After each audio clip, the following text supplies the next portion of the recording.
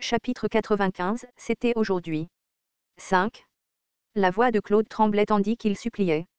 C'était un spectacle complètement différent de l'attitude arrogante qu'il avait montrée plus tôt, comme s'il avait renoncé à la vie. Guillain le regarda avec une expression pitoyable. Le baron Austerne, méfiant, fit un geste vers Claude. « Laisse-moi jeter un œil. » Claude s'avança à genoux avec hésitation et tendit une note de crédit de 2000 pièces d'or. Les yeux du baron Austerne brillèrent d'avidité alors qu'il confirmait le montant et le nom de la guilde marchande garante. Où diable ce scélérat a-t-il obtenu une somme aussi énorme? Le baron jeta un bref coup d'œil au jeune homme bien habillé qui se tenait à côté de Claude. Il n'avait pas été correctement présenté à l'homme, mais il était clair qu'il était impliqué dans cet argent. Après un moment de réflexion, le baron Austerne renvoya la note de crédit à Claude. « Je ne peux pas la rendre. »« Que dis-tu ? J'ai clairement apporté les 2000 pièces d'or comme promis, n'est-ce pas ?» Malgré le cri désespéré de Claude, le baron Austerne se contenta de rire, dévoilant ses dents jaunies. « Tu penses vraiment que ce n'est toujours que 2000 pièces d'or? As-tu une idée de l'augmentation des prix? J'aurais besoin d'au moins 3000 pièces d'or. Quel genre d'absurdité est-ce? C'est une personne, pas un objet. Qu'est-ce que les prix ont à voir avec quoi que ce soit? Je fixe le prix de mes marchandises. Ce n'est pas à toi de discuter. Pour être honnête, même 2000 pièces d'or étaient plus que suffisantes. En fait, le baron Austerne en tirerait un joli profit même avec seulement 2000 pièces d'or. Cependant, il n'y avait aucune raison de se contenter de cela alors qu'il sentait qu'il pouvait en tirer encore plus. Après tout, il détenait tout le pouvoir ici. Non, attends. Pourquoi ne pas simplement prendre l'argent de force? De cette façon, il pourrait avaler non seulement les 2000 pièces d'or, mais aussi les 3000 que Claude se démènerait pour récupérer. Et, oui, c'est le meilleur plan. À ce moment-là, Claude, au bord des larmes, sortit une autre note de crédit de son manteau. J'ajouterai 500 pièces d'or supplémentaires. Je ne peux pas en offrir plus. C'est tout ce que j'ai. Oh, oh, donc tu avais plus d'argent après tout. Le baron Austerne ricana en demandant. Où as-tu trouvé une somme aussi importante? J'ai accepté de faire un peu de travail en échange.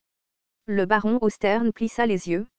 Pour une petite monnaie, bien sûr, mais personne dans ce royaume ne te paierait ce genre d'argent. Dis-moi la vérité. Je pars pour le royaume de Ritania. J'y travaillerai. Quoi? Le baron Austerne tressaillit à la réponse inattendue.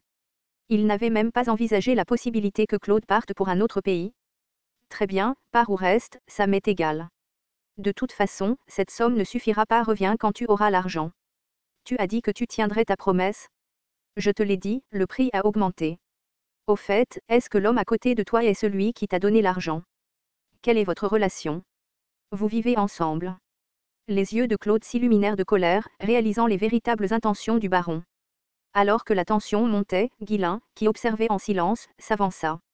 C'est dégoûtant. Et, baron Austerne, et si tu arrêtais? La pression féroce émanant de Guillain resserra soudainement toute la zone. Les chevaliers qui entouraient le baron Austerne paniquèrent et tirèrent leurs épées. Leur visage était pâle de peur. Réprimer l'atmosphère par la simple présence était quelque chose que seul un individu vraiment compétent pouvait faire. Bien que les chevaliers ne soient issus que d'une baronnie mineure, ils n'étaient pas ignorants au point de ne pas être conscients de la grande différence de compétences. Cependant, ce n'était pas comme si les chevaliers pouvaient simplement replier leur queue et fuir devant leur seigneur. Les chevaliers pointèrent leurs épées vers Guillain. Normalement, ils auraient chargé en avant et l'auraient forcé à s'agenouiller, mais ils n'ont pas pu rassembler le courage. Toi, insolent racaille. Quelle bêtise débites-tu? Comment oses-tu agir ainsi devant le Seigneur? Nous allons te tuer. Les voix des chevaliers tremblaient légèrement. Mais le baron Austerne, désemparé, ne le remarqua pas. Il lança un regard noir à Guillain, gonflé d'arrogance. Et qui es-tu? Comment oses-tu agir de manière aussi irrespectueuse devant moi? Qu'est-ce que tu comptes faire à ce sujet? Les yeux du baron Austerne brillèrent d'avidité. C'était l'occasion parfaite d'accuser Guillain de manquer de respect à un noble pour lui extorquer plus d'argent. En voyant le regard dans ses yeux, Guillain laissa échapper un rire sec. Les gens comme vous n'apprennent que par l'expérience? Quoi? Peu importe, c'est trop fastidieux à expliquer. Le baron Austerne fronça les sourcils, sentant quelque chose de menaçant. Fous! Les yeux de Guillain devinrent rouges. En un instant, il déverrouilla son deuxième noyau et sa main jaillit. Des fils de mana jaillirent comme un éclair. Ag! Sa cible était le chevalier qui avait crié Hardimont quelques instants plus tôt qu'il tuerait Guillain. Sentant soudain une force puissante l'attirer, le chevalier essaya de résister en invoquant son propre mana. Oh, pas mal. Comme prévu, puisque le chevalier pouvait manier le mana, il ne se laissa pas facilement attirer. Guilin claqua la langue avec agacement et déverrouilla son troisième noyau. Boum! Une énorme vague d'énergie explosa de sa main, guidée par les fils de mana. Le chevalier ne put plus résister. Il fut entraîné sans défense vers Guilin, qui l'attrapa dans sa poigne. Les autres chevaliers, stupéfaits par cette technique inimaginable, ne pouvaient plus bouger. Lâche ton épée maintenant. De sa main libre, Guilin tordit le poignet du chevalier. Cruche! Argue! Le chevalier poussa un cri de douleur en lâchant son épée. Guilin, les yeux rouges, lança un regard noir au baron Austerne. Tirer son épée signifie que tu veux te battre, n'est-ce pas? Réfléchis bien. Je ne suis pas indulgent avec quiconque s'approche de moi. Je tuerai chaque personne de ce château. Ce n'était pas une menace en l'air. Si cela devait arriver, Guilin et ses mercenaires pourraient facilement massacrer tous les chevaliers et soldats de ce château. Les visages des chevaliers devinrent pâles comme des fantômes. Bon sang, il n'y a aucune chance que nous puissions combattre ce type. Est-il même possible d'attirer un chevalier en utilisant uniquement du mana? Il avait maîtrisé le chevalier sans effort, à main nue, en quelques secondes. Même si tous les chevaliers du château se rassemblaient, il n'aurait aucune chance. Ce n'est qu'à ce moment-là que le baron Austerne réalisa que quelque chose n'allait pas. Ces salauds sont tout terrifiés. Regardant fixement les chevaliers figés, il serra les dents et lança des coups de poignard à Guilin. Tu penses que tu t'en tireras en insultant un noble comme ça? Quelle blague! Et qu'est-ce que tu vas faire à ce sujet? Vas-y, essaie. Le baron Austerne avait commencé avec confiance, mais maintenant il ne pouvait plus dire un mot et devait se taire. Était-ce ce qu'on ressentait face à un monstre? Ses genoux faiblirent et un frisson parcourut sa colonne vertébrale. Guilin gloussa doucement. Ouais, si tu veux survivre, tu devrais connaître ta place. Au lieu de t'inquiéter pour moi, tu devrais te soucier de savoir si tu t'en sortiras vivant. Si tu laisses partir mon chevalier et que tu lui demandes pardon maintenant, je ferai comme si rien ne s'était passé. Je n'en ai pas envie. Tu penses vraiment pouvoir affronter tous les chevaliers et soldats de ce château? Si tu es curieux, essaie. Je suis toujours partant. C'est la solution la plus simple. Guilin était sincère. Si le baron Austerne franchissait la ligne, il n'y aurait plus de retenue. Si tu me fais du mal, le royaume ne restera pas les bras croisés. Tu penses vraiment que le royaume se soucie de quelqu'un comme toi, qui n'est même pas un noble de haut rang? Qui se soucierait d'un type qui tient un bar et une maison de jeu pour maintenir son domaine à flot? Toi, espèce de salaud. Les mots de Guilin étaient douloureusement justes.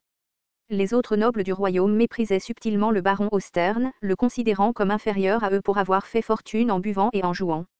Ils ne le considéraient pas comme l'un des leurs, et s'il devait mourir, cela ne ferait pas beaucoup de bruit. Guilin continua de frapper là où ça faisait mal. Et même s'il s'en souciait, qu'est-ce que ça peut faire? Tout ce que j'ai à faire, c'est tuer tout le monde dans ce château et disparaître. Il y a 500 soldats dans ce domaine. Si tu me tues, ils te traqueront. Guilin se moqua. 500? C'est beaucoup pour une baronnie. Je suppose qu'avoir de l'argent est vraiment le meilleur avantage. Mais ce nombre n'était pas suffisant pour faire tressaillir Guilin. Vas-y, alors, si tu penses pouvoir me traquer. Personne ne t'en empêche. Bien que le domaine Austerne comptait plus de soldats que prévu, Guilin savait que s'il était déterminé, il pourrait facilement leur échapper. Ou mieux encore, il pourrait tout simplement les anéantir. En voyant l'expression sur le visage de Guilin, le baron Austerne finit par serrer les dents et fit un pas en arrière. Que veux-tu? Quelle est ta demande? Qu'en penses-tu? Même ta stupidité a ses limites. Guilin claqua la langue d'irritation. Le baron Austerne serra les dents de frustration mais ne dit rien. Depuis le début, il n'a jamais eu le courage de risquer sa vie dans un combat. Il avait seulement espéré que Guilin serait suffisamment intimidé pour reculer. Mais il n'y avait aucune chance que des menaces aussi ridicules fonctionnent sur quelqu'un comme Guilin. Mordant ses lèvres de frustration, le baron Austerne finit par murmurer. Très bien. Je vais prendre les 2000 pièces d'or et en finir. Maintenant, sors. Guilin soupira, comme déçu. Dommage. J'espérais étirer un peu mes muscles. Très bien, nous le ferons. Mais qu'en est-il de ce type? Quoi? Guilin leva les yeux vers le chevalier toujours pris dans sa poigne et ricana. Si tu vas menacer de tuer quelqu'un, tu dois être prêt à faire face à la même chose. Guilin resserra sa prise. Hugues. Le chevalier halta, gémissant de douleur alors qu'il luttait pour se libérer. Si Guillain appliquait juste un peu plus de pression, le cou du chevalier se briserait, le tuant instantanément. Le baron Austerne cria d'urgence. Qu'est-ce que tu fais? L'affaire est déjà conclue. Conclue? Rien n'est conclu. C'est tout, et c'est tout. Si tu veux que j'épargne cet homme, donne-moi 3000 pièces d'or. Ensuite, je le laisserai partir. 3000 pièces d'or? Ne sois pas ridicule. C'est toi qui as commencé à être ridicule en premier. As-tu une idée de combien ça coûte de former un chevalier? 3000 pièces d'or, c'est une affaire. Ou, peut-être que ce type ne vaut même pas autant pour toi. C'est absurde. Le baron Austerne commença à répondre mais hésita. Avec 3000 pièces d'or, il pourrait facilement recruter un chevalier bien plus compétent que celui que Guillain retenait captif.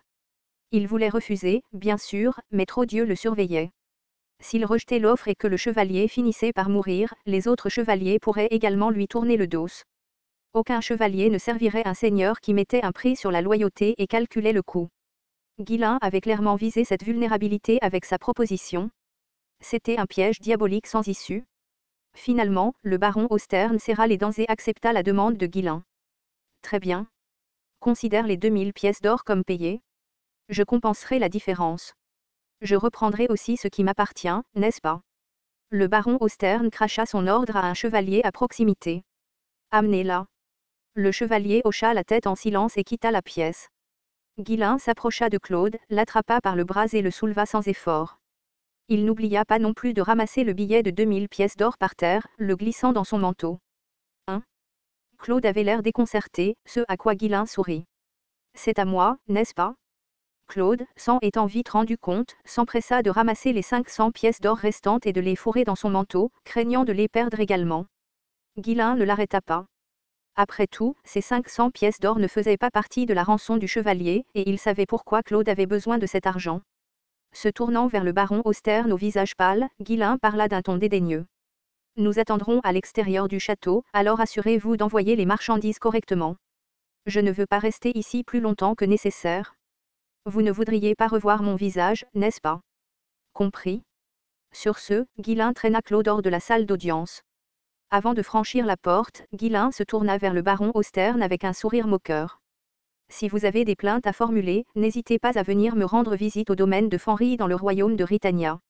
Je veillerai à vous offrir une chaleureuse hospitalité.